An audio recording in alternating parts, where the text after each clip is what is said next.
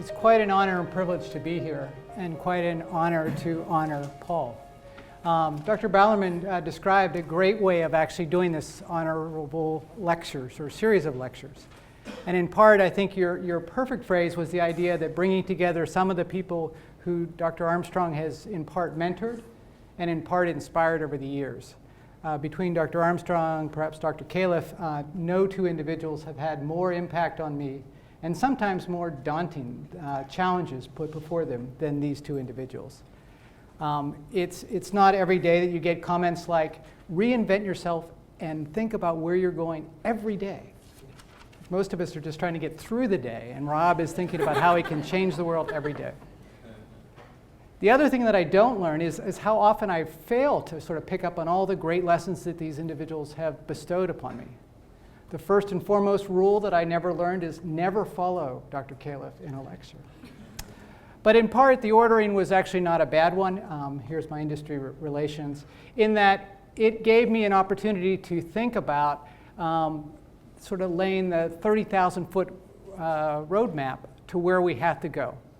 Rob has set down the challenge, and in part, it's our job as those who fall behind him. Lisa will know this rule only too well. But it's our job to try to make that shoot for the stars and then get us there. So this talk is a little bit about this. I started with one of Rob's slides. I slipped it in there, made some modifications along the way. It's one advantage of giving a talk after his. But he did begin with the problem, and let's state the problem very clearly. A high percentage of the decisions we reach in medicine are not evidence-based. Even in our field of cardiology, this is a problem. The current medical clinical research enterprise is, as he mentioned, too complex, too slow, too inefficient, too expensive. And in fact, the incentives for which we are involved, or our patients are involved, or our hospitals are incentivized to be involved in research are far too low, and there are major stoppers that prevent us from joining in. And even when the research is done, we find that we don't adopt what we should do every day to everybody in a manner that's both complete and without disparities. We have a long way to go. So briefly, some facts to back up these assertions. In fact, the situation isn't getting better. Unfortunately, it's getting worse. The clinical research enterprise is complex, and it's getting worse every day.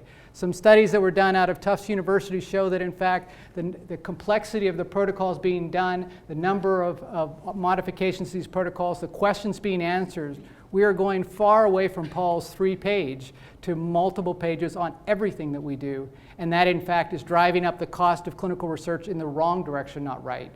Over $4 to $6 billion are thought to be added into a system, in part just because of the complexity of the protocols themselves.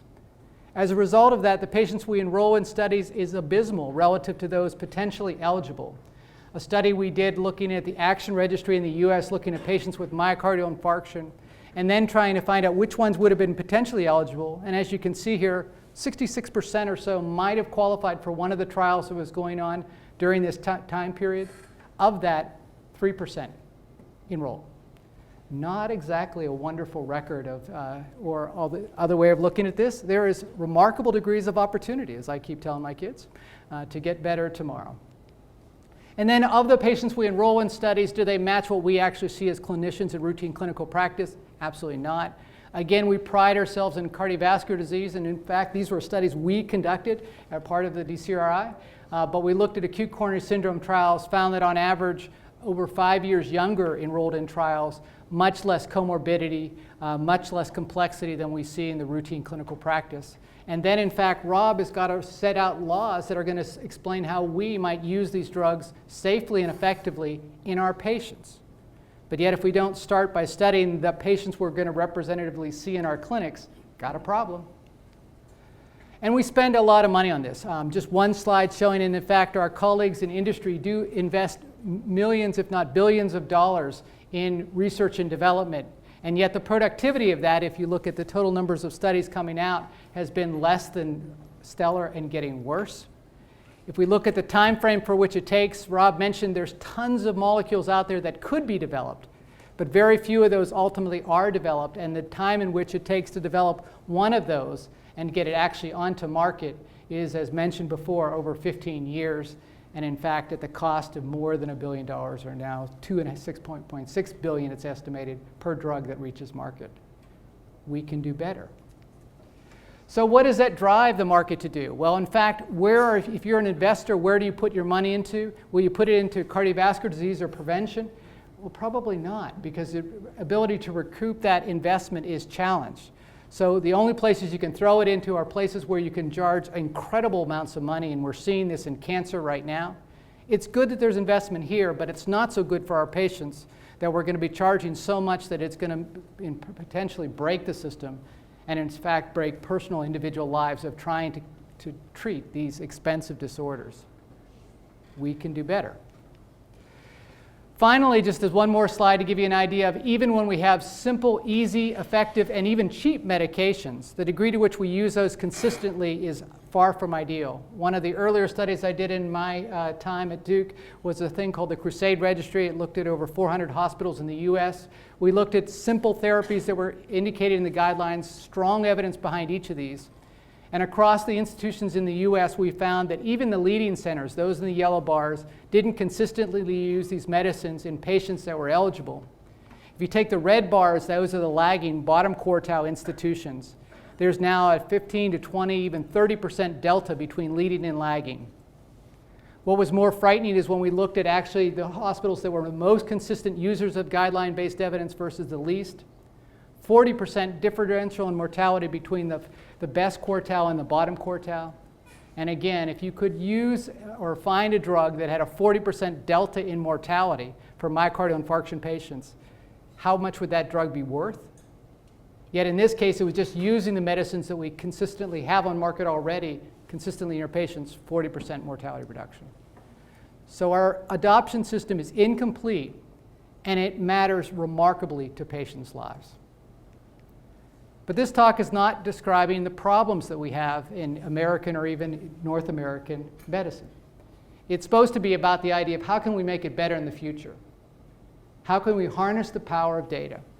How can we innovate the clinical research enterprise? And ultimately, how can we translate research into practice more efficiently and effectively? So the buzzword today, you already heard it multiple times, is this idea of big data. Dr. Harrington, if his plane arrives, will be providing you even more insight into the idea of what big data means to all of us. But the idea isn't so new or so novel. Dr. Califf here in an earlier picture, you can never date these pictures, but you know the people around him. That's the only reason why you get the idea. It was an earlier shot. Talked about this concept that, in fact, using codified data might be important. Gene Stead, the founder of medicine at Duke University, talked about the idea that chronic diseases can be studied not by the methods of the past. If one wishes to create useful data, computer technology must be exploited. These quotes, Dr. Califf, do you know when these were made, approximately? 65 or so. Yeah. This led to this concept that we actually would routinely collect medicine on patients in cardiovascular disease. It created the foundation for the Duke Data Bank, which in part is responsible for the creation of people like myself. Somebody who was using data to actually look at patients, to ultimately look at better outcomes on the next patient.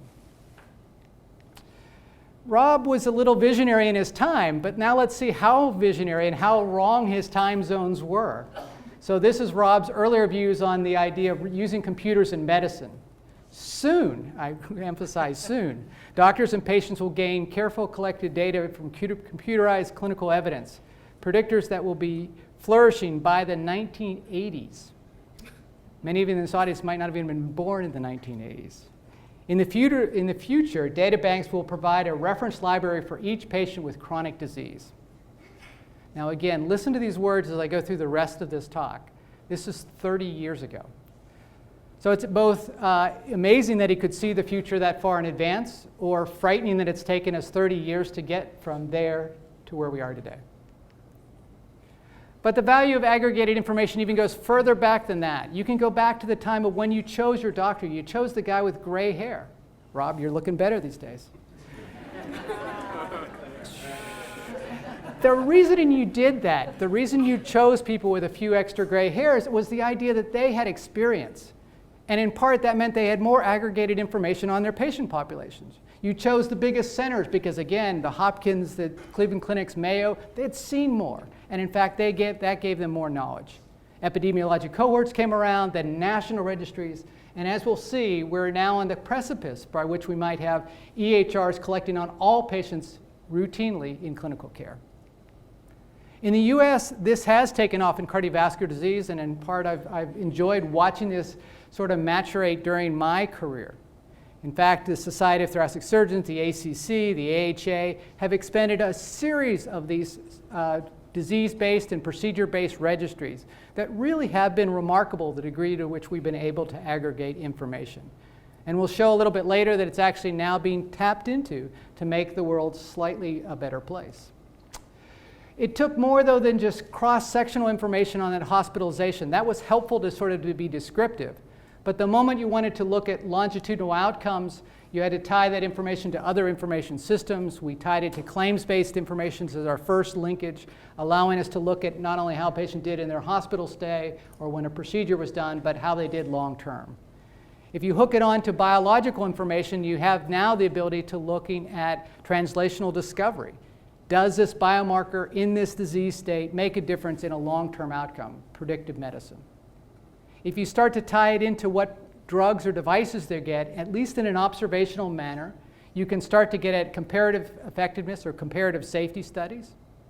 And then finally, if you inject randomization, simple randomization at the time you make that decision of which therapy a patient gets, you get to the world of practical clinical trials.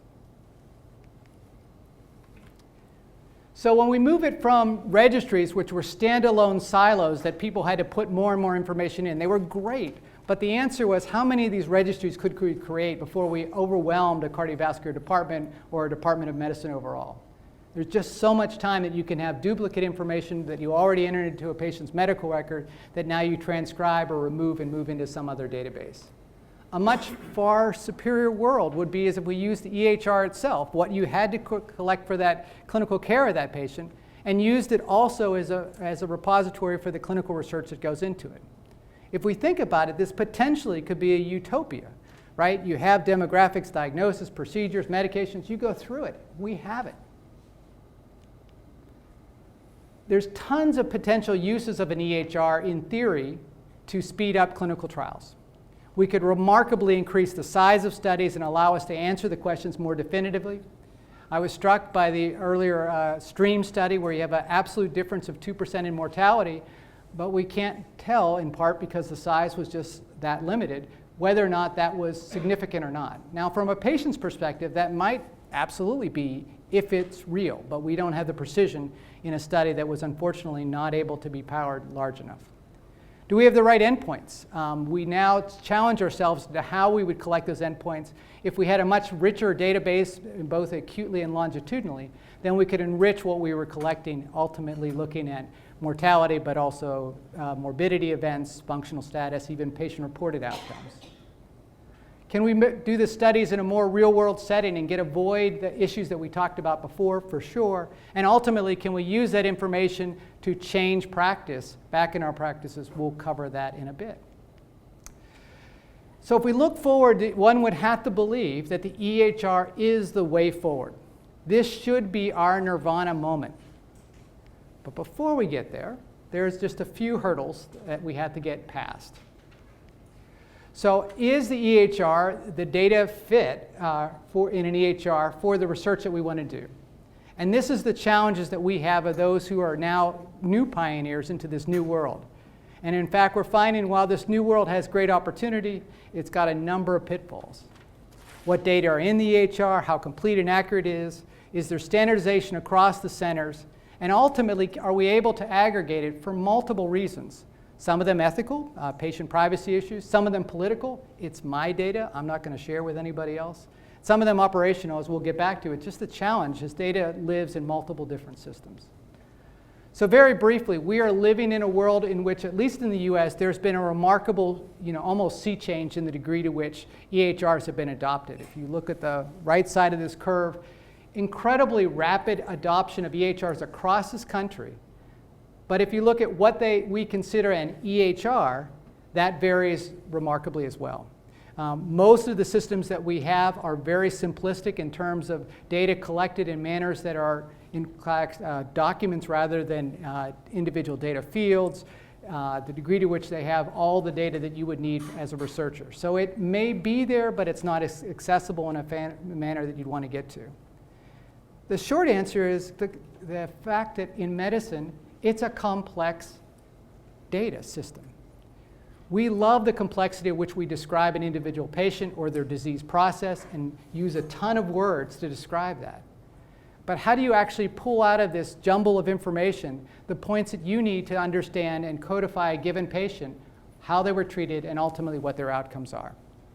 If we make it drop-down fields, then medicine becomes stunted. If anybody's ever seen ER notes from electronic medical records, it drives you crazy because we want the richness and complexity of a given patient. Mrs. Johnson only developed chest pain when she walked to church and this, and it was characterized by this. We love that because it allows us both to know the patient and ultimately describe how they're different than everybody else. On the other hand, if you're a researcher, it's jumbled. Even when we have codified fields, we find out that we in fact codify things very differently across various health systems. A quick experiment that was done looking at how hemoglobin A1C, just a lab value, was classified in various systems, as well as the units used for platelets function.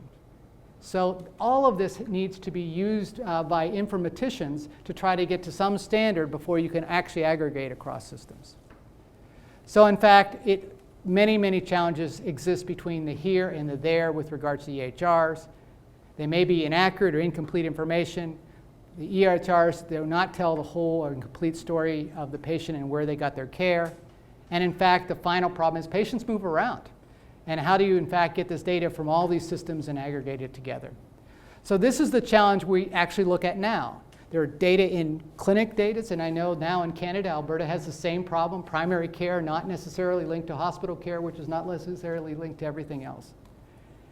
How can we pull these various separate systems together, even in a country where there's a single payer, sort of, and make this all work? Is a challenge for you. It's absolutely a challenge in the US where there's multiple payers, multiple systems, and multiple EHRs.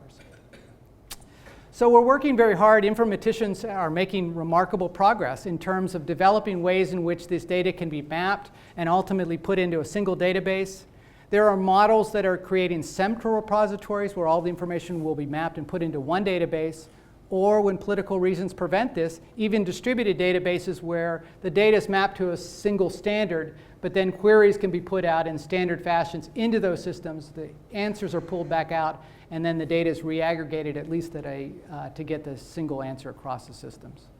Rob mentioned the Sentinel system, which has now gone from mini Sentinel to Sentinel. It's got lots of people, but it's incredible the degree to which they are progressively evolving a system that used to just have claims and medical information on medications, now including lab data. They're able to do complex queries across the systems to determine whether there's a safety surveillance issue with a given drug in the US. Many thought this would never be possible when they started down this trail. It's proving itself to be useful every day. But why now is the world different than it was before? I've given you a lot of the problems that have been around. I've told you Rob said it was going to be 30 years before we get to this stage. So why do you believe Peterson is going to tell you it's right around the corner? Well, there are things that are different about today than it was years ago. As of the 2009 laws, in fact, that entered the US, it created the need that we needed to adopt EHRs, or else you'd lose money. Hospitals were gonna do this. And 80% or so, and soon 100% of US institutions will all have an EHR. Progressively, the challenges have been put on this system to get higher degrees of meaningful use, which in fact means the degree to which the data is standardized, you can use it to actually make and protect the patients with better and better decision support tools attached to it.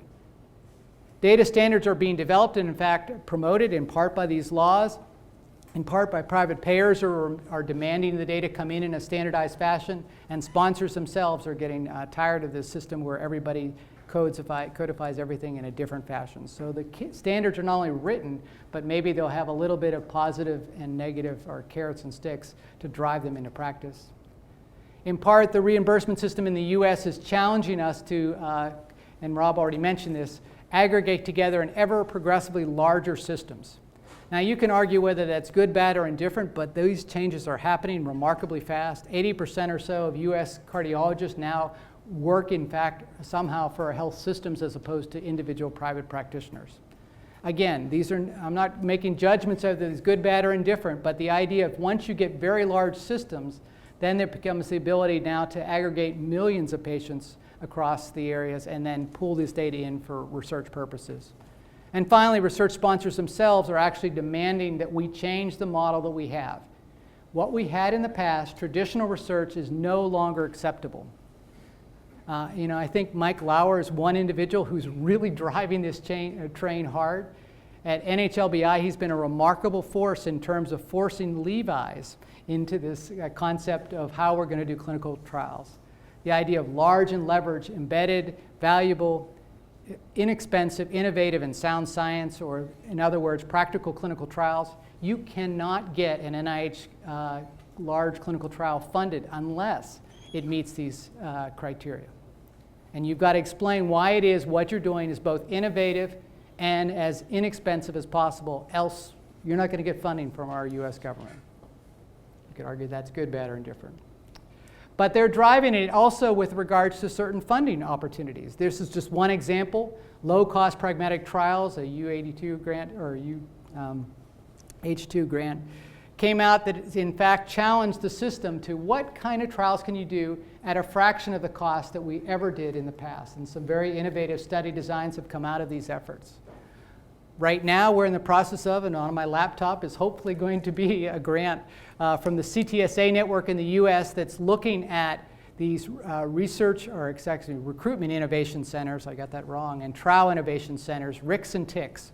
But again, millions of dollars being put in to try to help CTSAs across the US, large aggregation of academic medical centers, to drive better recruitment practices and ultimately better trials practices. How can we innovate the process across America, bringing everybody up to a different and new standard? They're serious about trying to change the enterprise that we've had in the US for many, many years. So in fact, this idea of now gets to the counter-distinction between trialist and outcomes. I was introduced as an outcomes researcher. I'm talking to you entirely about trials. What's happened? Well, it is a different world. Years ago, this is Bob Jones, for those who don't know it, and his description of me one time at a research conference is, "Thank goodness for me and my interest in data. My work wasn't sexy or glamorous as those clinical trialists, but in fact, were needed nonetheless." Actual true quote. The new world is right here. We are now the sexiest guys in the 21st century. I tell my wife this every day. Read this. This is the Harvard Business Review. They can't be wrong. Us data wonks are now in. We're big. Anyway, it is an interesting and new and novel way of looking at the world now. But it actually is two worlds that are colliding together to create a new and innovative world. The idea that, in fact, clinical trialists had it right. The idea of randomization is not beatable. You get the best answer. And if I have a choice, I'd rather by far do a randomized comparison of treatment A versus treatment B than ever try to use observational information to try to answer that question. But on the other side, I would really like to do it in a lot of patients that were representative and in a real-world setting. Well, that, in fact, makes me have to understand the methods that I did in the world of outcomes research. So these worlds are coming together with a conceptually groups working together who in the past used to say, well, those are trialists and we're outcomes people. Now Lisa and Adrian Hernandez hang out constantly. Can't get them apart. Trying to change how we're going to do research on both sides of the street. Idea that trialists would actually be innovative and use technology, despite Rob's teasing of Paul, is absolutely where this field has been. You guys should be remarkably proud of what you've done during your careers and are continuing to do every day. That we talked about the innovative processes for which the Duke Data Bank was. This was that idea that brand new computers with punch cards were available. Could we put that information in a system to be able to study how to treat patients differently, ultimately to guide how we're going to treat the next patient? That was remarkable innovation. Look at the Gusto study from an innovative thing. At that point in time, You use the fax machine. Who could believe you could use fax machines to get information from around the world and bring it into one place? But yet, that innovative fax technology allowed for over 40,000 patients to be enrolled at a fraction of the cost that at that day was thought to be possible. And nowadays, it's adaptable.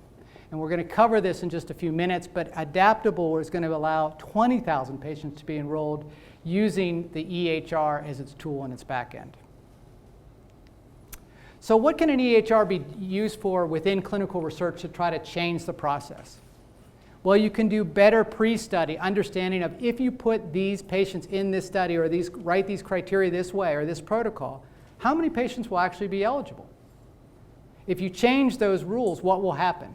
How many events do you expect? So better study design on the front end, which will actually speed up recruitment but ultimately get better trials.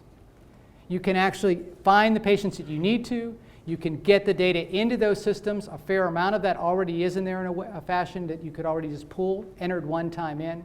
You can ultimately track what happens to the patients and then ultimately use that in terms of making sure that how the trial is being conducted is in a high quality fashion. Oops. Is this being possible to do any of this stuff? Well, it was mentioned earlier, the Swedes in the TASTE trial. It's an effort of Stefan James and colleagues. But if this curve shows the total number of patients in Sweden who were eligible for this large trial of primary PCI, and then the red line is those actually randomized in that country, exceeding 60% of those eligible. Now you can, again, compare and contrast that to 3% of the US who get it entered into studies. And the cost that they estimate to carry out the study was $300,000 or about $50 a patient. Now I think that's a little low, but even if they're off by a couple orders of magnitude, that is still orders of magnitude different than we would have done in a traditional study. Now maybe the Swedes are a little bit different, and as a Peterson I will go with that. Yes, that's a good theory. But in fact, it's possible to do even in inefficient places like the US. Sunil Rao and other colleagues at Duke used the ACC NCDR to conduct a Safe PCI in Women trial, a study looking at radial versus femoral access in women.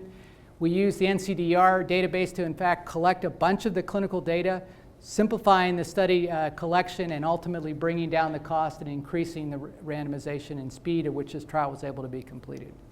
So using registries as a backbone for clinical trials is not only an idea, it is absolutely possible. Most recently, we've been working on a large diabetes trial that we're conducting and doing experimentation of how we can use the EHR to be able to collect information simultaneously and in perhaps similar quality or even better quality. So comparing, if you collected it the traditional way or you collected it via the EHR, would you get different answers? This study will, in fact, start to answer these questions and will take us a long way down the idea of what are the roadblocks, what are the challenges. Routinely now when we enroll sites within studies, we're asking them, what's your EHR capacities? And could you be using those later on to, in fact, create this new world we talk about? Rob mentioned PCORI, and PCORI is an incredible investment in the US where we're putting millions of dollars into clinical research in terms of patient-centered outcomes research. That's PCORI. But in theory, they decided that it wasn't enough just to do these one-off trials, that what we really needed was a new infrastructure. So they invested in these clinical data research networks, each of these including more than 1 million patients per system. And the investment was significant to allow these people to interlock their data and create data that potentially is exchangeable both within the system and then potentially over time across these various systems. It allows for, again, this idea that it would be a distributed data system so that they don't all have to put the data into one central repository. But if you map your data to these generalized standard formats, you could use it to not only query across the systems, but ultimately find patients who might be eligible for trials and then carry out trials in a very cheap and efficient fashion. Beyond the EHR itself, there's several other factors I want to lead into this, where I'll end with this sort of where the adaptable study is. But I do want to say it's more than just about EHRs. There's a lot we could do to transform clinical research. We can use EHRs to both identify and design better studies, but there's a whole series of quality by design ideas that need to be followed along with this. We can do better at identifying what it would be in a clinical study that makes a difference so that you get the right answer, and then focus it on those and get rid of all the other monitoring and SAE reporting that we do in these studies to streamline the effort into the things that matter. We could do better with sites, and there's multiple things we could do there. Site networks in which we actually have connections to them so the documents can be easily gotten to them. This is the 21st century. We can actually use electronic document exchange if we really work at it. This is not the fax era anymore. We can actually get an idea that we could get standardized contracts across networks. We could use central or multiple system IRBs. And we can actually use electronic payment to get our sites payment in real time, as opposed to delayed in such a fashion that they're not incentivized to continue to enroll patients. On the enrollment side, there's a lot more that can be done. Certainly EHRs can identify patients and create patient lists with ever-increasing fidelity so that the right patients could be put into clinics, not sort of just maybe eligible. We can do real-time EHR alerts, which is pretty profound. The VA is using this right now, so that if a patient qualifies for a given study, in this case one on diabetes, it will bring up in the EHR best practice advisor or BPA that will offer to the clinician, do you care what kind of insulin this patient gets, and then randomize a patient to A versus B. Hit the button, informed consent process is started right at that point in time. We can actually do the idea that clinicians themselves should be taken out of the loop of every patient is mine, and getting away from the idea of ownership of single and individual patients. This drives me crazy. In general, it's good that I be alerted to the fact that my patient's being potentially in a study. It's potentially good that I have the ability to opt out if a patient is not necessarily perfect for this for various reasons. But in fact, that I have to opt in every one of my patients is painful and slows the process a lot. Group enrollment clinics is another idea. And then the idea that you can get online or video, even better yet, informed consent processes. These are all being tested in various studies and are being conducted pretty well now. And finally, the idea that there should be efficient trial conduct. We can do risk-based monitoring. For most of you, you're familiar with the idea. We shouldn't just do random audits of sites. This is completely back to a lot of badness in the bad days of wasted money. Streamlining safety event reporting, very easy, and the technology to facilitate trial tracking. In this case, again, EHRs are going to be able to tell who's eligible. So what if we were able to track on every site within a given study how many you were actually enrolling of those who were potentially eligible at your individual center? Just some ideas to get us started for discussion later on about where we potentially could do. Some of these EHR and technology enabled, some of these are just things that we ought to be changing. So to end, I just wanted to give on the EHR part of this thing. I did want to talk a little bit about some of the work that Rob began. Lisa Burdan gets great credit in the audience for the adaptable trial. This study is looking at a simple thing. This brand new medicine called aspirin has come out, and we're trying to get the right dose of it. Okay. But in any event, US and Europe, obviously two different strategies with regards to what the right dose of aspirin is. In this trial, they're actually going to look at baby aspirin versus full dose aspirin. Question is important, perhaps, but more important is it's a test and a proof of concept. Could we enroll up to 20,000 patients, and how much would it cost to actually do that? If we found the patients using an EHR, if we got electronic informed consent over the internet, if we ultimately got much of the baseline clinical data using the EHR to begin with, if much of the follow-up was done using either claims or EHR data downstream, as well as contact with the patient, heaven forbid, to give us information on the events that were happening, what would this cost? So if you try to compare and contrast a traditional trial versus what's being done in adaptable, you can go down each and every one of the characteristics and to see this is pushing the envelope pretty darn far down the road to concepts that we, again, put out as purely theoretic are now going to be tested out in a practical setting. Now, the first question is, will adaptable work? And I'm always waiting on Lisa to give me that answer. Will adaptable work? But I have full confidence actually in her. She's never put us out there too far. But this one is pushing the envelope of how can you do it. How radical is that? I'm going to show you some data that probably is confidential, so don't get too far down the road of this. But Lisa says I can show it, so I'm good. One of these is a trial that we just completed. Paul, you might be very familiar with this study. It was a large study done in over 14,000 patients. It took from a mere 2008 to 2015 to finish this single study.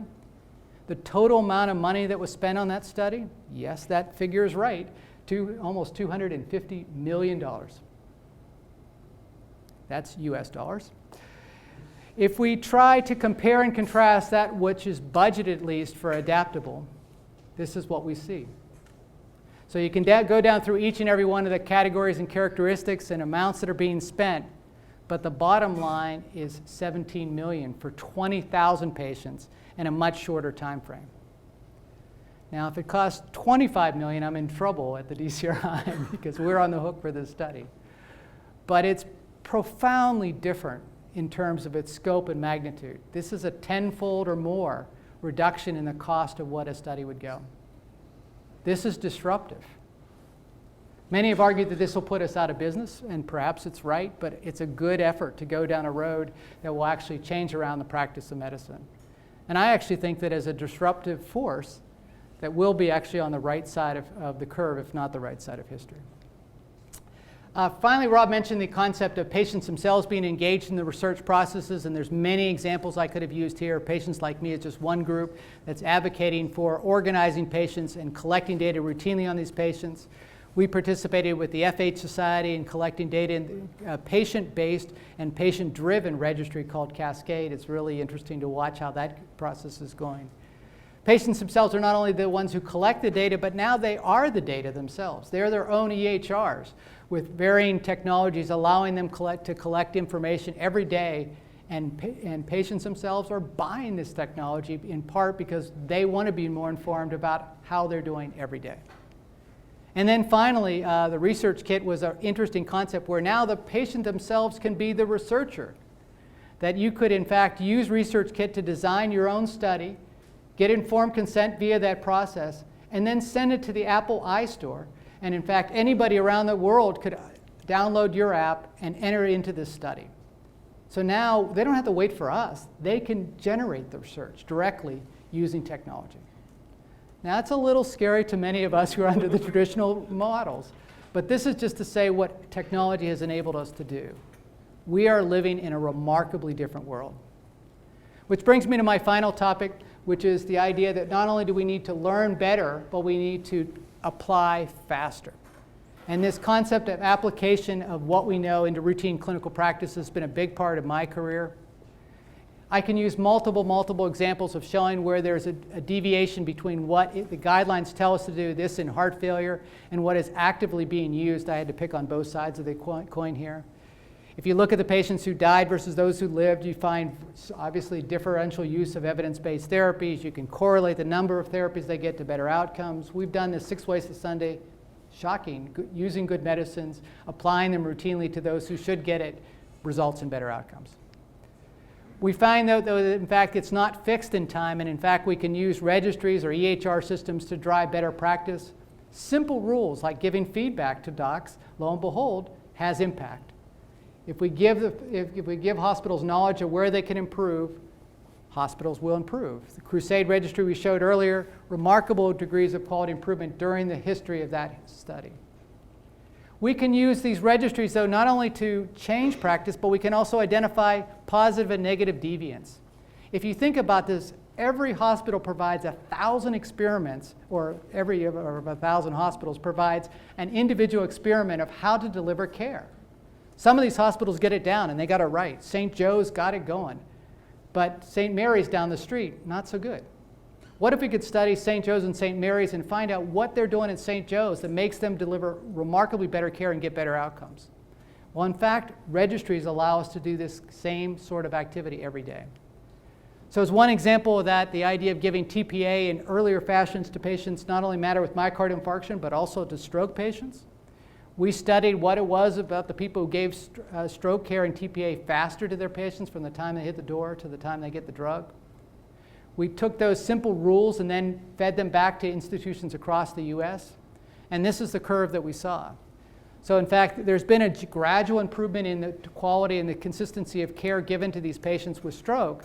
But then when we did the intervention where that blue marker is, we got a hockey stick, yes, for Canadians. We could see a hockey stick improvement in terms of the consistency and speed at which these new therapies were adopted, and the times actually got better. And then the most gratifying part of this is then we also correlated before and after the intervention, what was it meaning for patients? And we see this remarkable reduction in mortality that was significant.